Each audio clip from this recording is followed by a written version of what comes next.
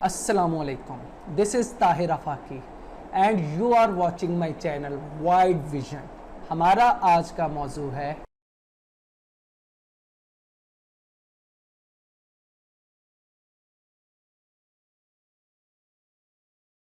Montesquieu, एक French philosopher, most influential philosopher है जिसने अपनी theory of separation of power के ज़रिए ना सिर्फ अपने वक्त के हुकूमतों को मुतासर किया, लोगों को मुतासर किया, बल्कि आने वाली नई स्टेट्स जैसे यूएस वो भी इसके आइडियाज़ से मुतासर हुए बगैर ना रह सके।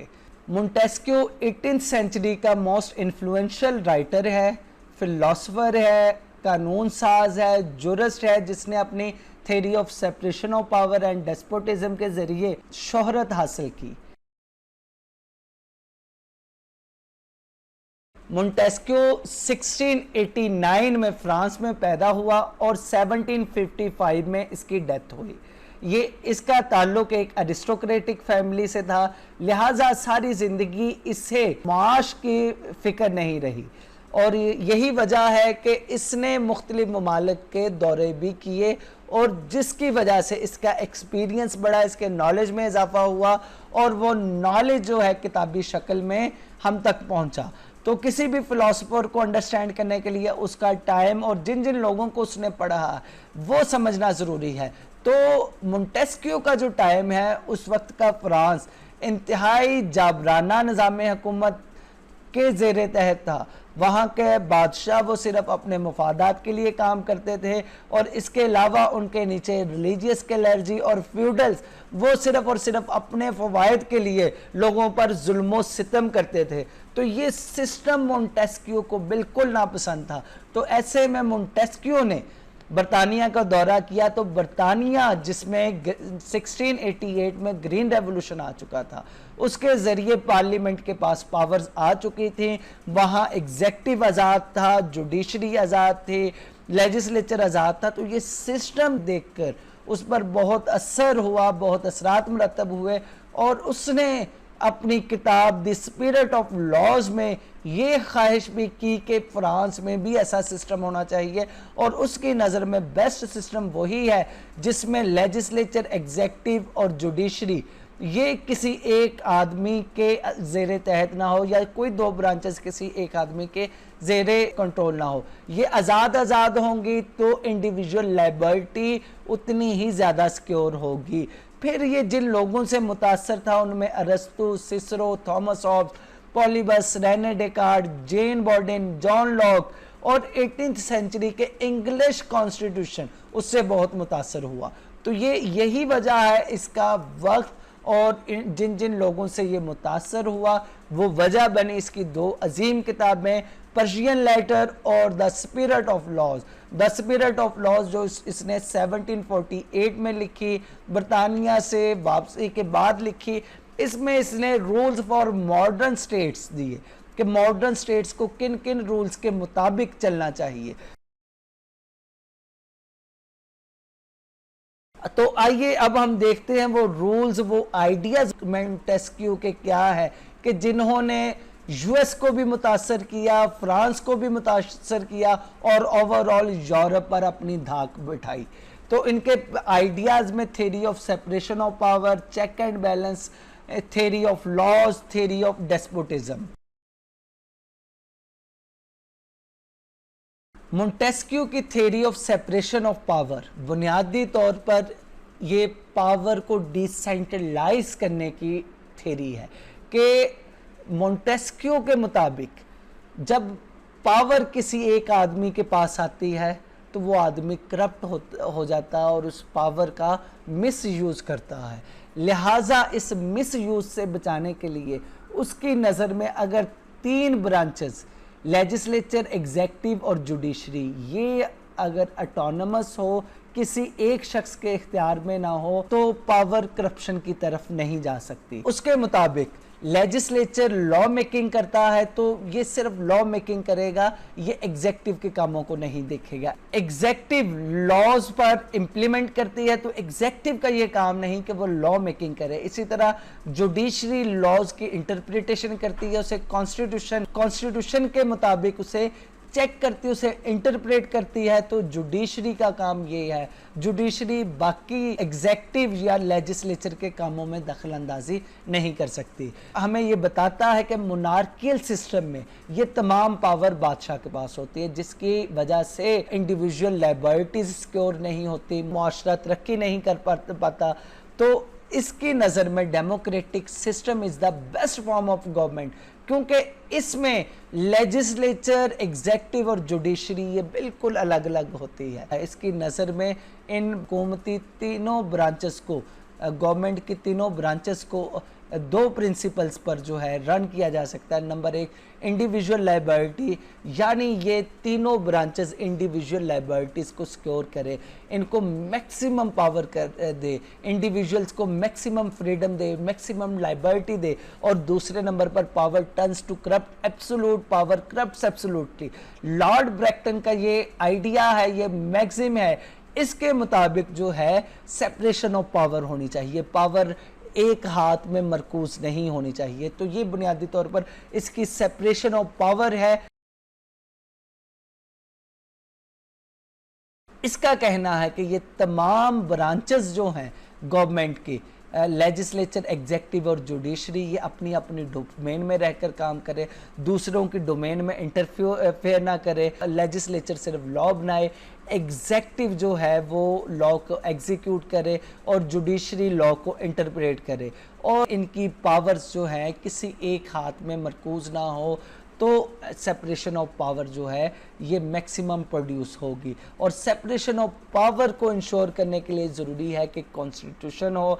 कॉन्स्टिट्यूशन लेजिस्लेचर, एग्जेक्टिव और जुडिशल ब्रांचेस की इनकी पावर्स और इनकी डोमेन को जो है वो एलेबोरेट करे, और साथ साथ एक चेक रखे जो कि है check and balance. Check and balance अगर होगा तो इससे ये तीनों ब्रांचेस जो हैं ये अपने लिमिट से एक्सीड नहीं कर सकेंगी। अब ये चेक एंड बैलेंस क्या है? यूएस कॉन्स्टिट्यूशन ने theory of separation of power को न सिर्फ इम्प्लीमेंट किया बल्कि doctrine of check and balance के भी एग्जीक्यूशन किया है। तो यूएस का constitution 1 is about legislature, it's about the powers given to the legislature. The second article is about executive and its power. Third is about judiciary and its power. तो constitution legislature, executive और judiciary को दो दो checks देता है दूसरी branches पर, ताकि वो अपनी पावर से एक्सीड ना कर सके। अब ये कौन कौन से दो चेक्स हैं? एग्जेक्टिव के पास दो चेक्स हैं। एक चेक है अगेंस्ट लेजिस्लेचर यानी कांग्रेस, एग्जेक्टिव वीटो कर सकता है कांग्रेस के बनाए हुए लॉज को। इसी तरह वो चेक रख सकता है एग्जेक्टिव जुडिशरी पर जजेस की अपॉइंटमेंट के ज़रिए। इसके अलावा जो है लेजिस्लेचर के पास दो चेक हैं, एक चेक है एग्जेक्टिव के अगेंस्ट और दूसरा जुडिशरी के। यानी वो एग्जेक्टिव अगर यानी प्रेसिडेंट अगर कोई ऐसे काम करता है जो कि कॉन्स्टिट्यूशन के अगेंस्ट है तो वो इम्पीचमेंट कर सकता है। इसी तरह कांग्रेस जजेस को भी इम्पीच कर सकता है। फिर उसके बाद जुडिशरी के पास जो दो चेक्स हैं उनमें से एक चेक ये है कि वो प्रेसिडेंट के एक्ट्स को अनकॉन्स्टिट्यूशनल डिक्लेयर कर सकता है। इसी तरह कांग्रेस के बनाए हुए लॉज को भी अनकॉन्स्टिट्यूशनल डिक्लेयर कर सकता है। तो यूँ ये एक दूसरे पर चेक एंड बैलेंस है। इस चेक एंड बैलेंस के ज़रिए इदारे जो हैं वो अपनी हद से तजावज़ नहीं करते। और मोंटेस्क्यू ने हमें थ्योरी ऑफ लॉज दी है। इस थ्योरी ऑफ लॉज के ज़रिए वो बताता है there are 4 types of law. Number 1 natural law, second political law, third is civil law and fourth is ethical law. उसके मुताबिक नेचुरल लॉज वो हैं जो कि इंसान की बेटरमेंट में अहम रोल अदा करते हैं। जैसे नेचुरल लॉ है man is a social animal, तो ये एक नेचुरल लॉ है। इसी तरह establishment of society, establishment of peace in society, ये भी एक नेचुरल लॉ की डिमांड है। इंसान ये नेचुरल लॉज अपने एक्सपीरियंस के ज़रिए और अपनी इंटेलेक्ट के ज़रिए हासिल करता है। फिर दूसरे हैं पॉलिटिकल लॉज। पॉलिटिकल लॉज में हुक्मरान और अवाम के जो राइट्स एंड ड्यूटीज़ उनका तयन किया जाता है। हुक्मरान अपनी ड्यूटीज़ सर अंजाम देते हैं और जो उनके राइट्स होते हैं वो हासिल करते हैं। इसी तरह लोग जो है उनके जो ड्यूटीज़ हैं हुक्मरानों से मुतल्लिक वो अदा करते हैं और जो उनके राइट्स हैं हुक्मरानों से वो लेते हैं। तो ये है उसका पॉलिटिकल लॉज। और थर्ड पे है civil laws. Civil laws is actually about people to people rights and duties. People to people जो इंट्रैक्शंस हैं उससे मुतल्लिका है। अगर एक कोई इंसान दूसरे इंसान के राइट्स की वायोलेशन करता है तो यहाँ पर सिविल लॉ जो है एक्टिवेट होता है। लास्ट पे है इंटरनेशनल लॉज।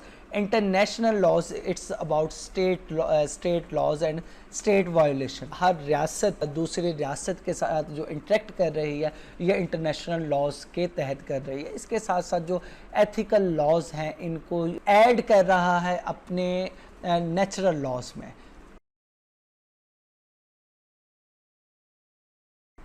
फिर ये हमें टाइप्स ऑफ गवर्नमेंट बताता है। There are 3 types of government: monarchy, despotism and democracy. Monarchy जिसमें rule of one according to law है, अकॉर्डिंग टू मोंटेस्क्यू, और despotism is the rule of one for the sake of his benefit not for the people, जिसमें बादशाह सिर्फ और सिर्फ अपना फ़ायदा सोचता है, अपने फ़ायदे के लिए लोगों पर जुल्म सितम रिवा रखता है। तो ये उसकी नज़र में वर्स्ट फॉर्म ऑफ गवर्नमेंट है। जबकि democracy is the best form of government according to Montesquieu, क्योंकि इसमें लोगों की लाइबिलिटी को सिक्योर किया जाता है। उसके मुताबिक लोग अगर एलीट क्लास में अरिस्टोक्रेटिक क्लास को चुने तो ये अरिस्टोक्रेसी है। जब लोग अपनों में से किसी को चुनकर जो है पार्लियामेंट में भेजें तो ये डेमोक्रेसी है। तो डेमोक्रेसी में इंडिविजुअल लाइबिलिटी को मैक्सिमम इंश्योर किया जाता है और ज़्यादा से ज़्यादा लोगों की भलाई के लिए काम किया जाता है। इसके अलावा मोंटेस्क्यू अपनी थ्योरी ऑफ लाइबिलिटी देता है।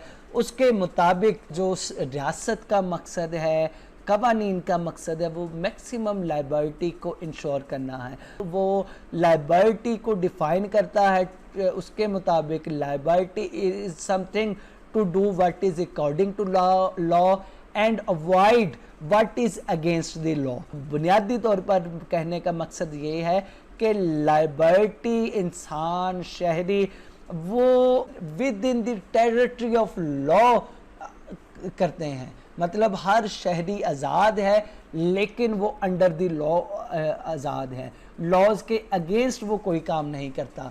मोंटेस्क्यू के नज़दीक there are 2 type of liability. Number 1 individual liability, number 2 political liability. Individual liability में इंसान बिल्कुल आज़ाद है लेकिन कानून के मुखालिफ वो नहीं जाएगा। पॉलिटिकल लाइबिलिटी में इंसान आज़ाद है कि वो पॉलिटिकल पार्टिसिपेशन कर सकता है, वोट डाल सकता है, खुद इलेक्शंस में खड़ा होकर हुक्मरान बन सकता है। तो पॉलिटिकल पार्टिसिपेशन की लाइबिलिटी है। अगर उसने कोई जुर्म नहीं किया, कोई कन्विक्शन नहीं की तो वो पॉलिटिकली आज़ाद है। तो ये बुनियादी तौर पर मोंटेस्क्यू के आइडियाज़ थे जिन्होंने असर किया यूएस कॉन्स्टिट्यूशन पर। यूएस कॉन्स्टिट्यूशन के first 3 article is about separation of power which is derived from Montesquieu. और इसके अलावा मोंटेस्क्यू ने जो आने वाले फ़िलासफ़र पर असरात मुरतब किए, डेविड ह्यूम पे, Thomas Paine, Rousseau, Edmund Burke, Hegel, Emile Durkheim और एडम फर्गुसन, तो ये तमाम पॉलिटिकल राइटर्स हैं जिन पर उसने असरात मुरतब किए। इसके साथ साथ यूएस कॉन्स्टिट्यूशन की फॉर्मेशन में मोंटेस्क्यू के आइडियाज़ का अहम रोल है। सेपरेशन ऑफ पावर और मौजूदा पॉलिटिकल सिस्टम में लाइबिलिटी का कॉन्सेप्ट और सेपरेशन ऑफ पावर का जो कॉन्सेप्ट है वो हमें मोंटेस्क्यू से मिलता है।